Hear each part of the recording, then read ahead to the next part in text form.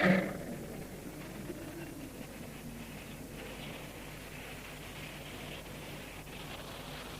नमः सिद्धेभ्यः। ओम नमः सिद्धेभ्यः। ओंकारं बिंदु संयुक्तं नित्यं दैव ओंकाराय नमो नमः। अविरल शब्द घनौघ प्रक्षालित सकल भूतल मल कलंका मुनि विरूपासित तीर्था सरस्वती हरत नो दुरितान् अज्ञानतिमिरान्धानां ज्ञानाञ्जनशलाकया चक्षुरुन्मीलितं येन तस्मै श्रीगुरुवे नमः। परम गुरुवे नमः। परम्पराचार्य गुरुभ्यो नमः।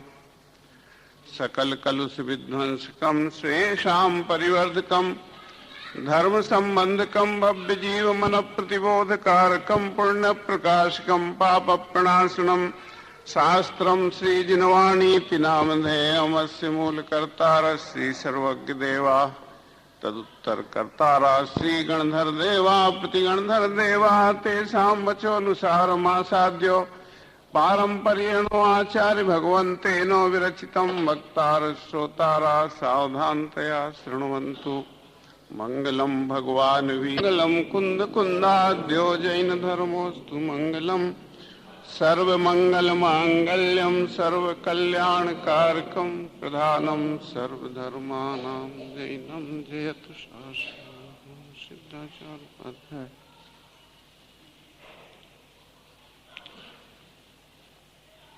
यद्यपि इस व्याख्यान माला को शिविर का नाम दिया गया है, परंतु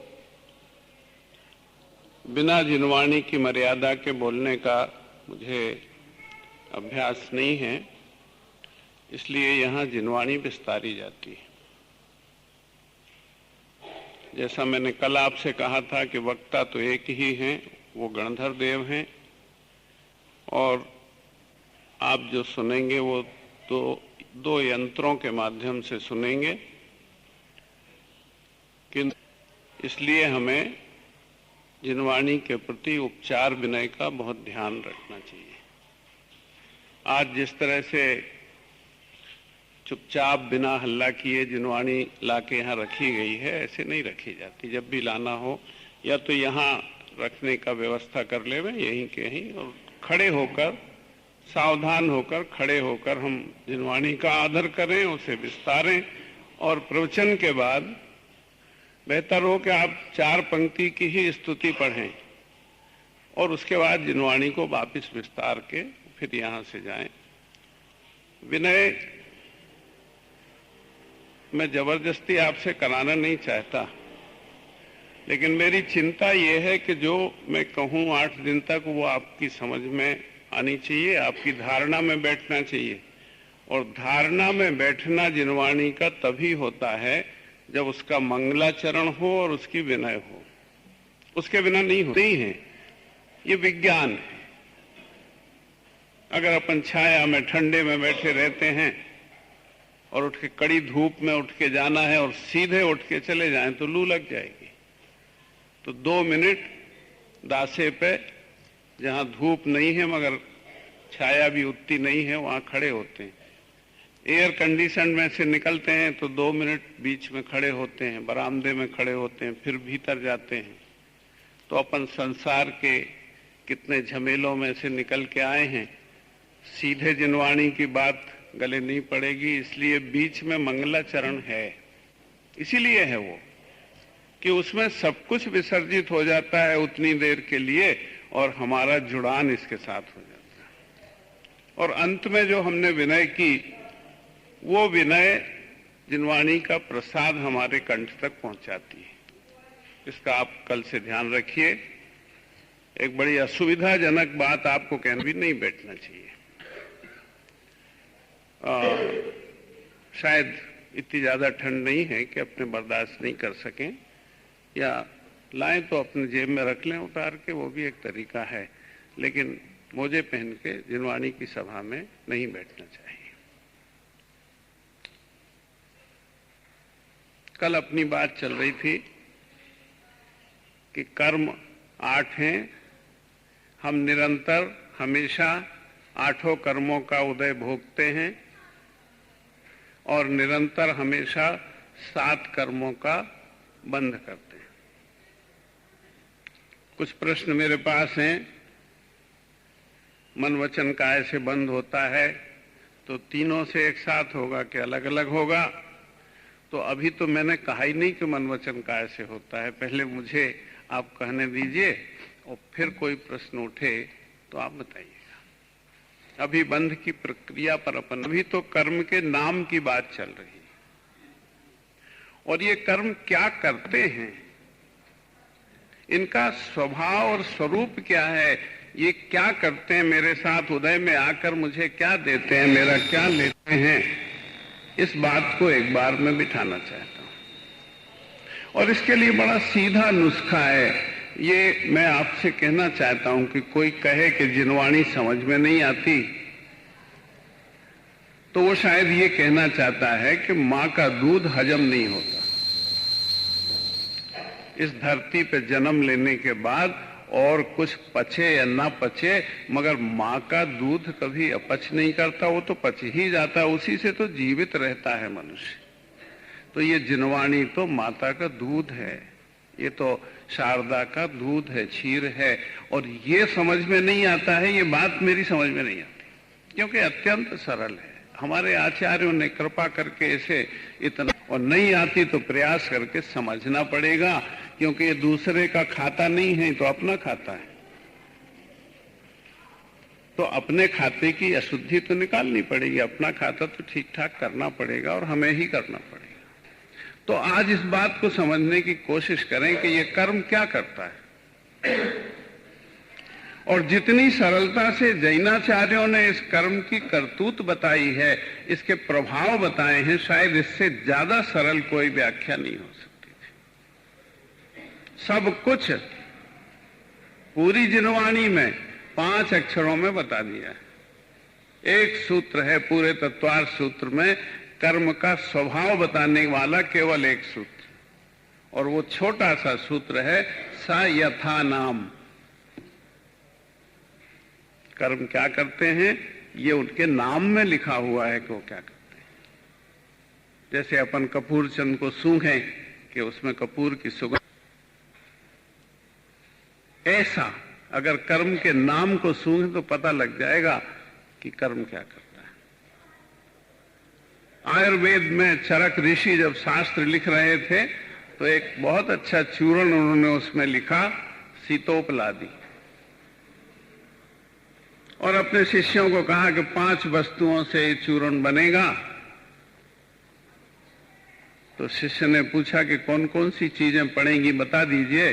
तो उन्होंने कहा कि स यथा नाम, उसी में लिखा है, उस नाम में लिखा है कि 5 पड़ेंगी। तो शिष्य तो होशियार था, उसने जोड़ लिया, सी है तो सी से सीता ले लेंगे, मिश्री ले लेंगे, ता है तो त्वक्षीर ले लेंगे, वंशलोचन है, पा से पीपल ले लेंगे, ला से इलायची ले लेंगे, दा से दालचीनी ले लेंगे, 5 चीज हो गई।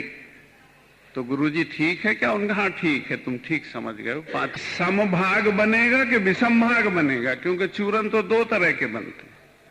एक तो ऐसे बनते हैं कि जितनी चीजें डालना है सो बराबर बराबर कूट पीस के डाल लो, चूरन बन गया।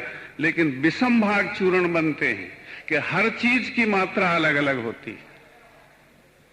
तो उसने प्रश्न किया कि संभाग बनाऊं कि विषम भाग? तो उन्होंने कहा नहीं, ये विषम भाग चूरण है, संभाग नहीं है। तो उसने कहा फिर ये बता दीजिए कि मिश्री कितनी और इलायची कितनी? तो उन्होंने कहा कि स यथा नाम, उसी में लिखा है। तो वो भी उसी नाम में लिखा है, मिश्री, वंशलोचन, पीपल, इलायची और दालचीनी एक से आधी आधी डालते चले जाओ, या यहां से चलो तो दूनी दूनी डालते जाओ। 10 ग्राम दालचीनी लेना तो 20 ग्राम इलायची लेना, तो पीपल 40 ग्राम लेना, तो वंशलोचन 80 ग्राम लेना, तो मिश्री 160 ग्राम लेना, तो विषम भाग चूर्ण हो जाएगा। और फिर से तो उन्होंने कहा कि स यथा नाम, उसी में लिखा है क्या करेगा, शीतम उपलादि इति शीतोपलादि। जितने शीत के विकार होंगे, गला खराब हो, खांसी हो, जुकाम हो, सब इससे मिट जाएंगे। ऐसा ही 5 अक्षर का एक सूत्र है तत्वार्थ सूत्र में, स यथा नाम। कर्म क्या करेगा वो उसके नाम में लिखा हुआ है। अब देखें कि ये बात अपने कैसे ठीक बैठती है। तो ज्ञान आवरणी क्या करेगा? ज्ञान को ढांक देगा। आवरणी है, आवरण कहते हैं ढांक को, जैसे इस अछाड़ ने इस जिनवाणी को ढांक लिया, ऐसे ज्ञानावरणी मेरे ज्ञान को ढांक लेगा। इस अछाड़ से खोल देंगे तो क्या जिनवाणी को इसने विकारी किया है क्या? पीले अछाड़ में बांधा है तो क्या सा का ना और ता का फा हो गया क्या उसमें लिखे लिखे? नहीं, कोई परिवर्तन नहीं। वर्णी कभी मेरे ज्ञान को विकारी नहीं कर सकता, वो केवल ढांक सकता। तो फिर दर्शनावरणी क्या करेगा? तो मेरे दर्शन गुण को ढांक लेगा। दर्शन आवरणी। तो अंतराय क्या करेगा? तो कल मैंने आपको कहा था कि अंतर डालेगा। मेरी इच्छाओं की पूर्ति में अंतर डालेगा, बाधा डालेगा, बाधक बनेगा। इच्छाओं की पूर्ति में, सामग्री की नहीं, इच्छाओं की। तो फिर मोहिनी क्या करेगा? तो मूर्छित करेगा, मोहित करेगा, विमूढ़ करेगा, घुमाएगा, चक्कर में डालेगा। जिस शब्द से भी कहना हो, मोहिनी का अर्थ तो मोहित करेगा, तो चक्कर में डालेगा। सीधा को उल्टा दिखाएगा, उल्टे को सीधा दिखाएगा। जो मेरे लिए लाभकर है उसे मेरा शत्रु बताएगा, जो मेरे लिए हानिकर है वो मुझे अच्छा लगेगा। तो फिर नाम, गोत्र, आयु और वेदनी 4 बचे।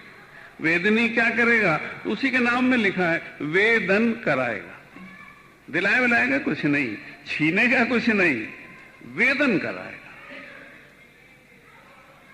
सवेरे घूमने निकलते तो कोट पहनो, उसके ऊपर कम्बल ओढ़ो, उसके ऊपर टोपा लगाओ, बिल्कुल मास्टर रतनचंद बन जाओ। और अगर घूम के 10 बज जाए घूमते घूमते दिन का, तो क्या होगा? तो फिर धीरे से वो टोपा जो है वो असुविधाजनक लगने लगेगा, फिर शाल असुविधाजनक लगने लग जाए, और कहीं बातों में लग जाए और 12 बज जाए तो किसी के घर छोड़ के आना पड़ेगा। भैया आदमी भेजेंगे सो उठा ले जाएगा, बच्चे को भेजेंगे सो ले जाएगा, अब नहीं ढुकता। तो जिसमें सवेरे 5:30 बजे सुख का वेदन होता था, उसमें वेदन हो रहा है। रामचंद्र जी के साथ क्या हुआ? जिस सीता को 7 भावर डाल के लाए थे, तो दोनों लोक को उज्जवल करेगी, ऐसी ही तो सती स्त्री और सती कन्या होती है। सुख का वेदन हो रहा था सीता को देख के। वियोग हो गया तो पागल हो गए रामचंद्र जी, युद्ध करके वापिस लाए। लेकिन जब परिस्थितियां बदली तो वो सीता मलकारिणी लिखा है महापुराण में। उससे कहा कृतांत वक्र से कि ये हमारे कुल में मलकारिणी है, इसे ले जाओ जंगल में छोड़ो। तो सीता तो वही थी, और सीता तो सती थी। तो क्या सरक गया था? बस वो वेदन कराने वाली कला सरक गई थी। जिस वस्तु में सुख का वेदन होता था उसमें दुख का वेदन। ये वेदनी क्या कुछ नहीं कराएगा। इस भूल में मत रहना कि वो तुम्हें कुछ ला के दे देगा या तुम्हारा कुछ छीन लेगा। तो फिर गोत्र कर्म क्या कराएगा? उच्च गोत्र में या नीच गोत्र में जन्म दे देगा। नाम कर्म क्या कराएगा? शरीर बना देगा, शरीर की संरचना कर देगा, और कुछ नहीं। अभी तुम जानबूझ के चाकू फेरो उंगली पे और कहोगे नाम कर्म ने काट दिया एक उंगली को, तो ऐसा 19 उंगली का नाम कर्म नहीं होता। आप काट सकते हैं,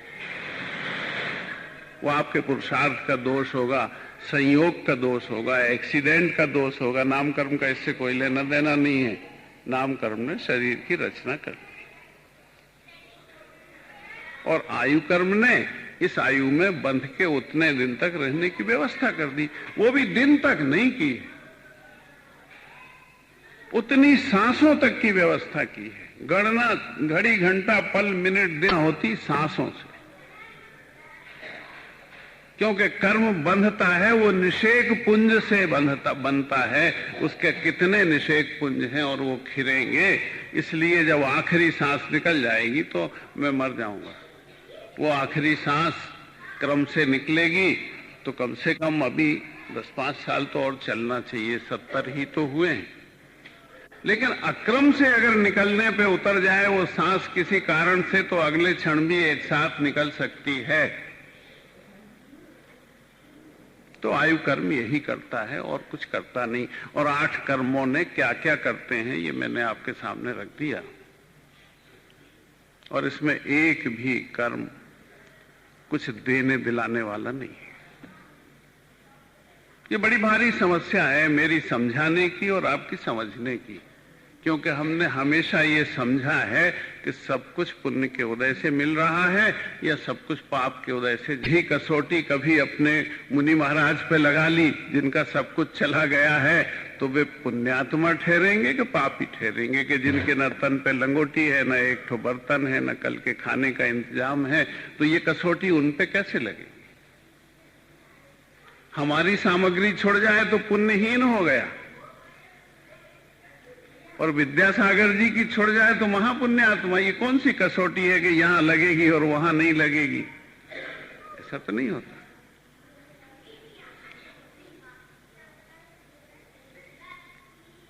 जिनके पास भगवान है उनको भगवान देता है, कुछ भी मिल जाए तो भगवान ने दिया। हमने भगवान को सिंहासन से तो उतारा, करने वाले भगवान को हमने कहा कि नहीं, कोई करने वाला भगवान नहीं होता है, किसी के पास नहीं होता। वास्तविकता तो यह है कि करने वाला भगवान किसी के पास नहीं होता।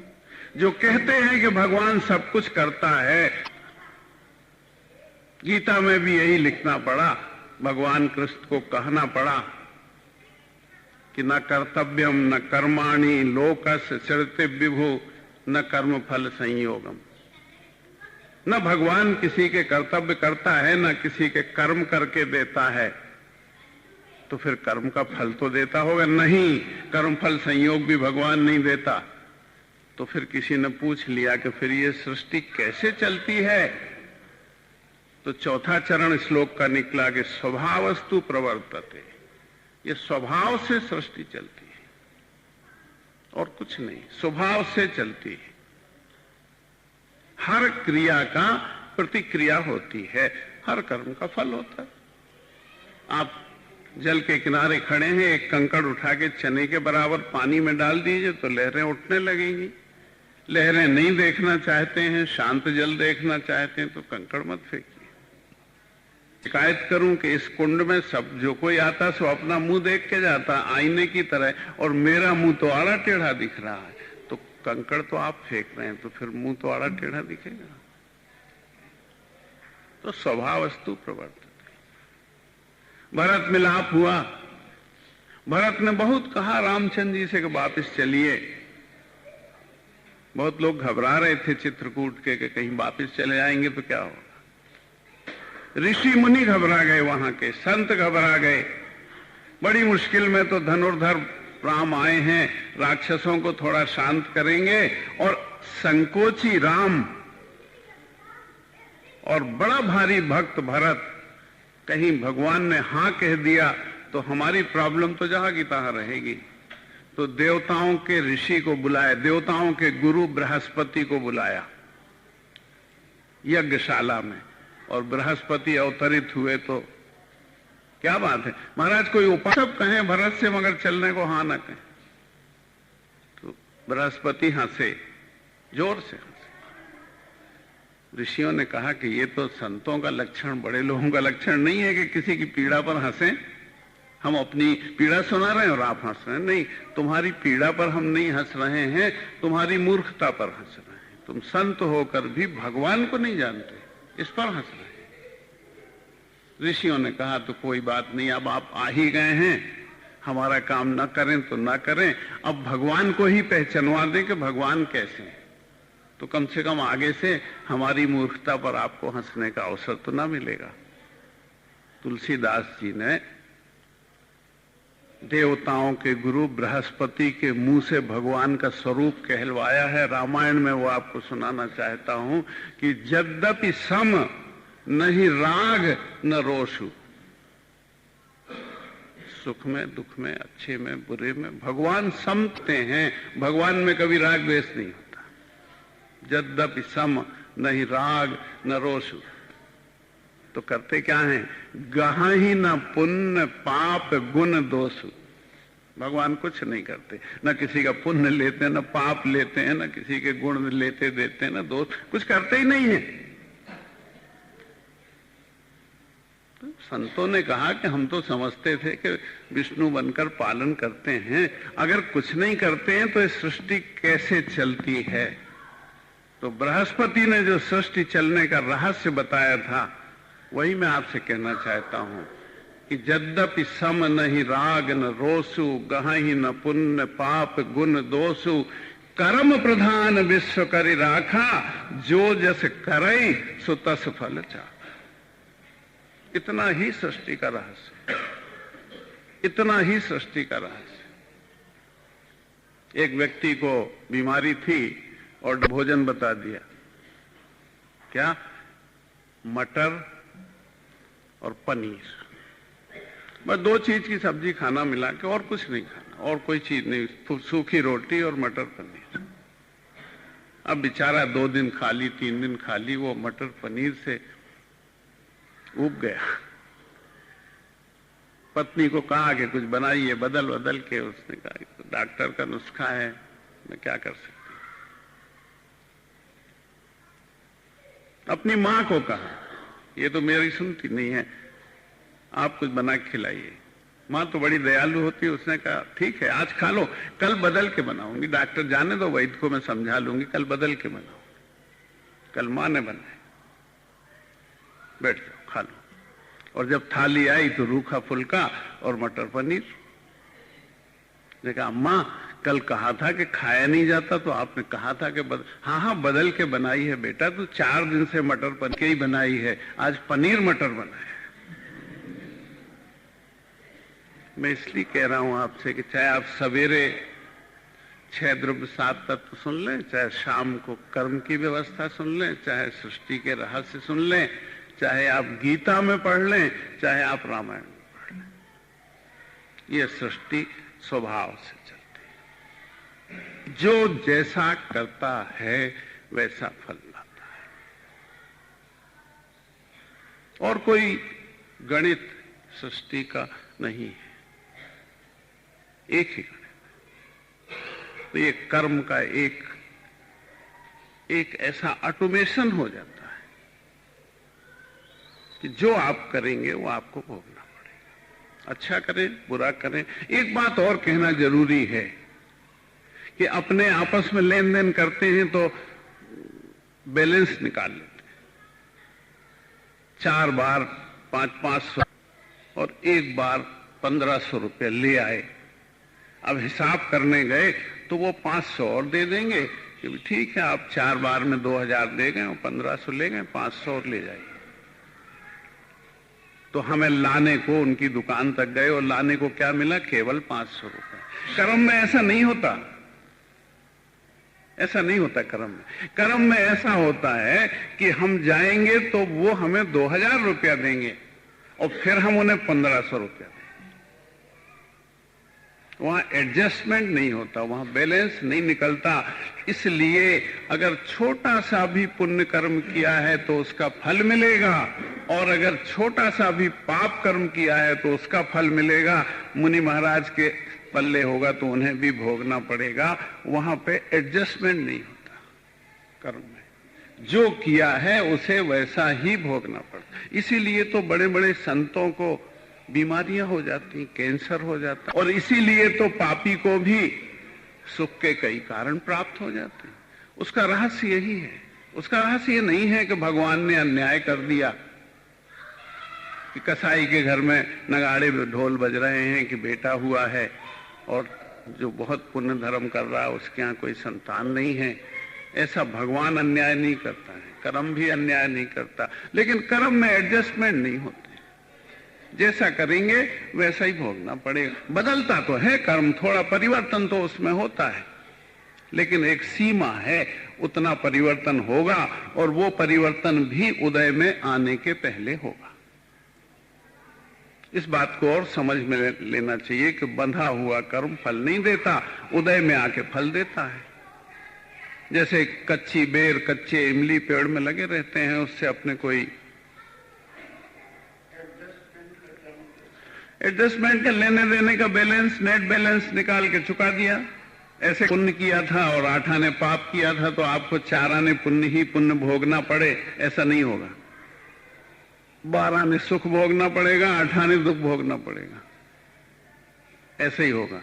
कर्म का बंटवारा अपने हिसाब जैसा नहीं होता, पल्लेदारों के हिसाब जैसा होता है। 4 आदमी जो खींचते हैं ना गाड़ी, वो जब रात को बैठते हैं तब देखिए आप, तो वो 20 से ज्यादा गिनती भी नहीं जाते, ढेरी लगा लेते हैं।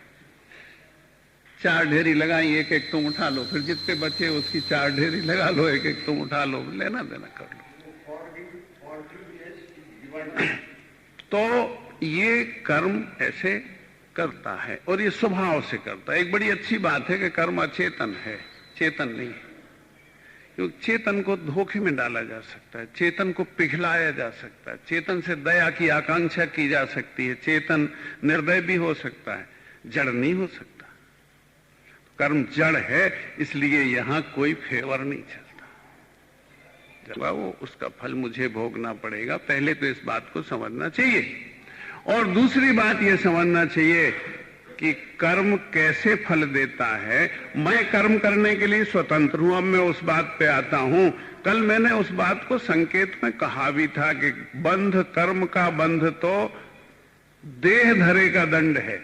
जब तक शरीर रहेगा, प्राणी जब तक रहेगा, प्राणों से जब तक जीता रहेगा, 10 प्राण हो, चाहे 8 हो, चाहे 5 हो, चाहे 7 हो, जब तक प्राणी रहेगा, देही रहेगा, संसारी रहेगा, तब तक उसे आश्रव बंध होते ही रहेंगे। आश्रव बंध करने के 3 उपाय बताए हैं, मन, वचन और काय। ये तीनों से एक साथ बंद होता है।